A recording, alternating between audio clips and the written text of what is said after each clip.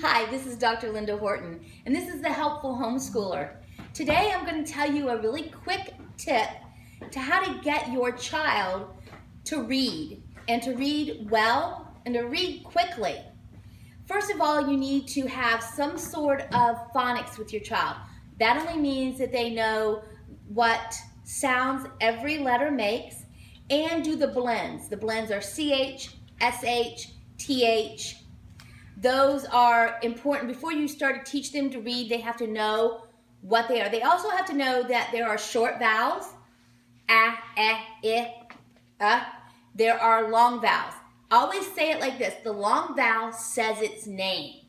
So when I says I, and A says A, and so on. So I was recently with my granddaughter, who's in the first grade, and she's a struggling reader. And one of the things I noticed is she's really happy if you'll read it to her, but she didn't want to do the reading on her own. So we did what Momo, that's what they call me, calls coding. And here's what I did. I explained to her that if she's seen a smiley face over a word, that word was a short vowel sound, which she understood. If she's seen a long line over a vowel, that vowel said its name. And so we established if she's seen a smiley face, it was a short vowel. If she's seen a line, it was a long vowel. So what I did was code all the sentences for her. So if it didn't make a sound, I marked it out.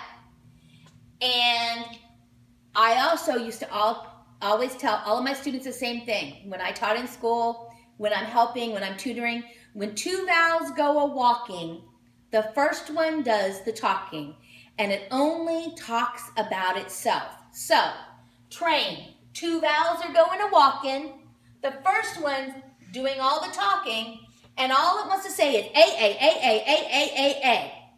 Kids love it, and they learn very quickly. So I would tell her, the is a sight word. She should know this word. There's a list of sight words. You can get them off the internet. You can get them out of any book. Those are words that they really can't phonetically sound out, but they need to know.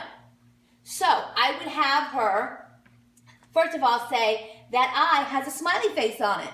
So what does it say? And she would automatically say I, all right? So, ig.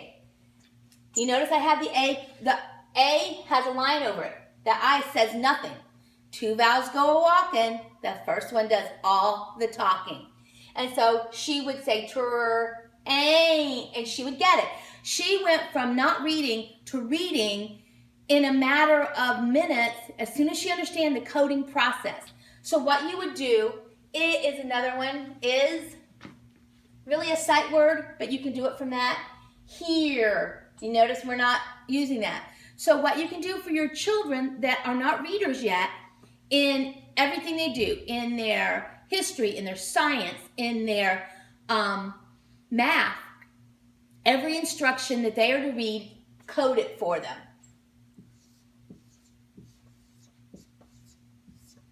And when you code it, then you're expecting them to give it their best effort in reading.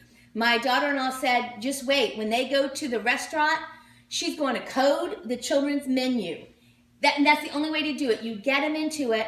My granddaughter is doing great. In just a matter of a week, she is now reading some of the instructions that her mom had to read for her even a week before that.